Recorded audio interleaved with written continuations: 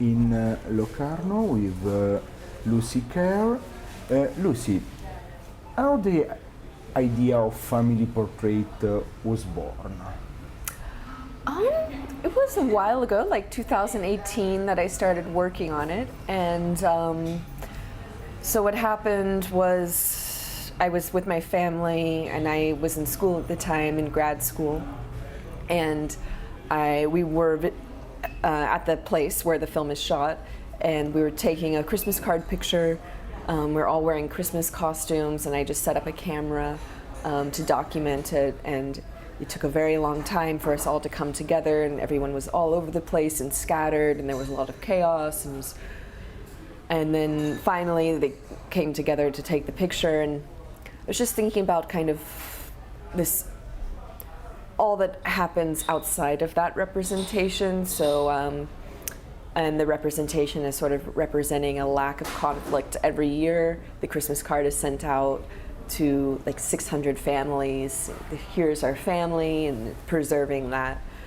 So I was very fascinated by like Christmas card, and also how it's a very kind of American tradition, and particularly in the South.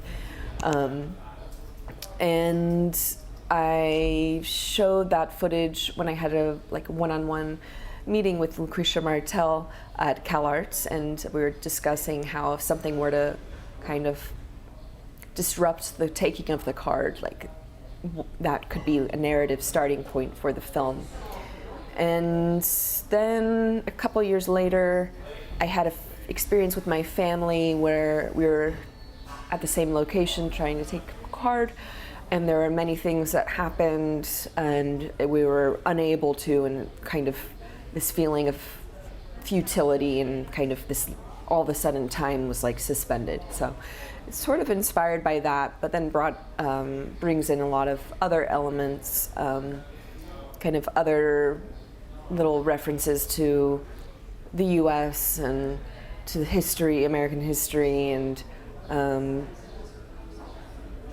bringing in also kind of the death of the cousin as this instigator for the mother going missing, and exploring how in cinema with visual language you can kind of create a very like immersive feeling of time being lost.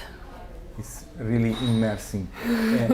The starting is like commercial, yeah. Yeah. Some American brand commercial. Oh yeah. And then after is a lot of disturbing. Yeah. So it's not what it seems, I guess. Like, people would say, okay, you're making a film about a family taking a picture. Like, it sounds like a family drama or comedy, or I don't know, like, but like how in something so mundane to kind of just like fracture time and space in the mundane, kind of, yeah. How do you choose the actors and the actress, of course? Oh, that's a good question. I did that myself, which I really enjoyed, because the film really came from myself and my team giving so much to it, because it had such a low budget, and I hadn't done much, a film like this before. So I did that myself, and I knew it was important for the main actor to have somebody who, like Dara Campbell, who was such a intuitive actor, such a physical actor, so kind of a writer as herself, so very creative, and bringing a lot to the script as well, improvising. And I had seen her in Anne at 13,000 Feet and was just blown away. So I kind of just sent her a cold email, and we chatted on Zoom, and I'm very grateful that she trusted me. And then other actors were a mix. I actually put out like open calls for many of them, for people based in Texas. So quite a few of them were based in Texas, and some of them had a lot of experience, some of them didn't have a lot of experience, but I sorted through thousands of tapes and did many auditions and found the people that I thought really spoke to the distinct characters I wanted to make. And then the other actor that I wrote to was the Chris Galust, who plays Olek, who's the Polish boyfriend in the film, and he is in the film Give Me Liberty, and he's sort of I don't know if you've seen it, but in that film he's sort of wrangling his Russian family to try to make it across the city, and it's very chaotic, and it really spoke to what Olek is doing in my film, which is he's having to bear the chaos of this family when he needs to get to the airport. So it was like an interesting parallel, and Chris is also grew up speaking Russian, and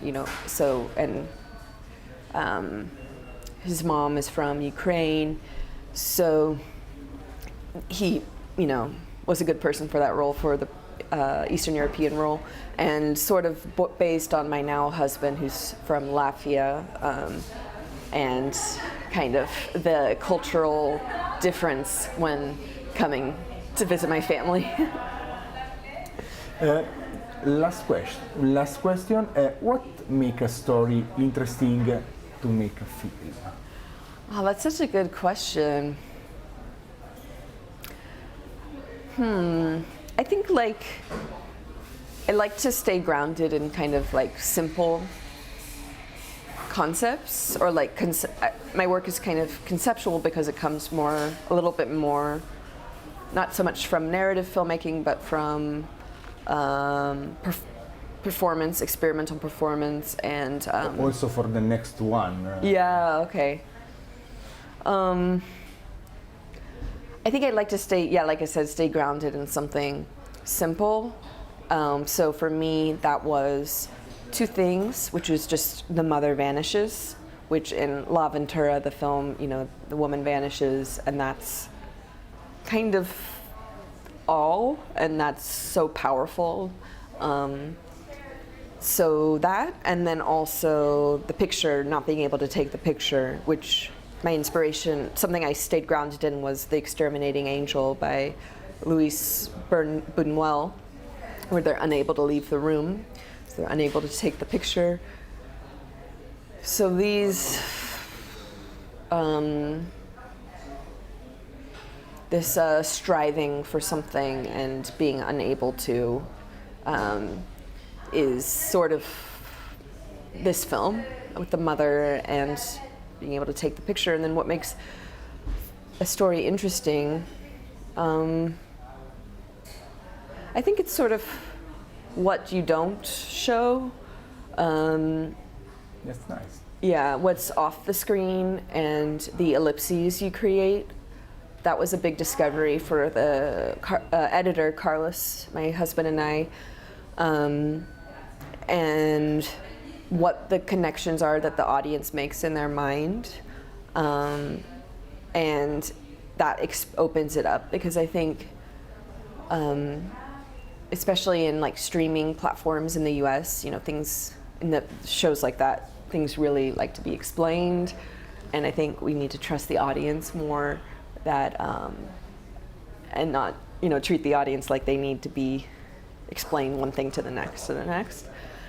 Yeah. I hope that there is more film like your films, and not more like Netflix movie, or because are all similar.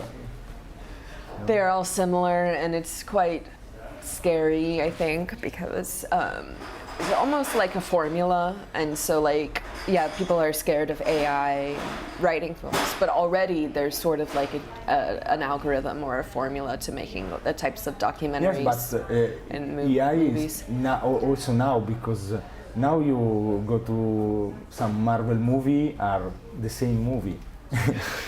Oh my gosh. Spider-Man 1, 2, 3, 4,000. Yeah, it makes me so depressed.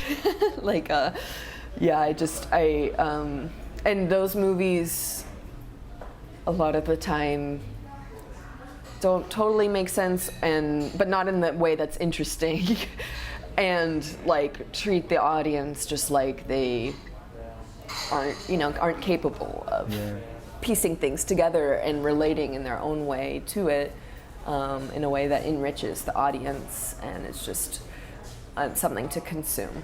And yeah, I think it's really I think it's sad. better to take some risk in make a movie.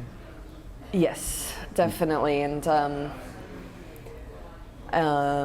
yeah, like on set, so the film we made ended up being quite different than the script, because the script had mostly like the long dialogue scenes, and then a lot of those scenes that we created of people around the property by themselves or talking around the property, they were something that was created on set.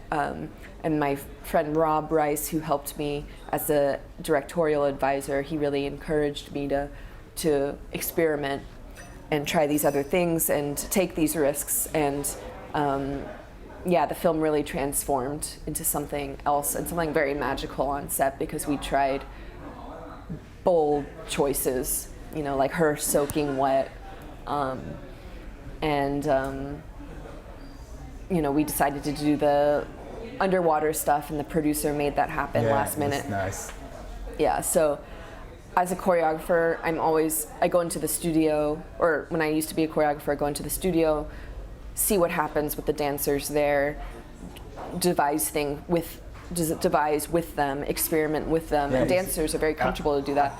Theatrical performer, no? Yeah. They're very comfortable to improvise, experiment, and you take what they do and put it together a bit.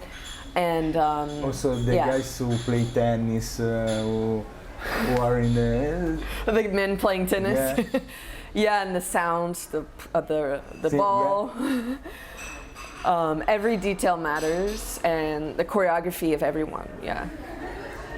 So. Okay. Thank you very much. Yeah, thanks to meet you. Thank you.